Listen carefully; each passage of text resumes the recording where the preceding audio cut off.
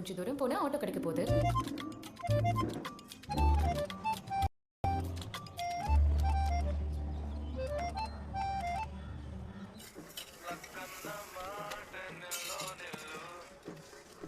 Hello hi, నిన్న మా PG హాస్టల్కి వచ్చి నంబర్ ఇచ్చారు, గుర్తుందా? అవును, ఆ డబ్బులు ఇంకా పడలే. మీరు నన్ను కోయంబడు బస్ స్టాండ్ దగ్గర డ్రాప్ చేస్తే ఆ అమ్మాయి డబ్బులు కూడా నేనే ఇచ్చేస్తా.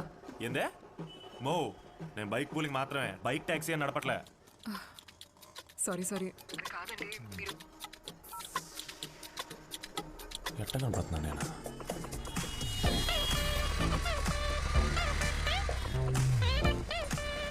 ఇందాక రానున్నారు.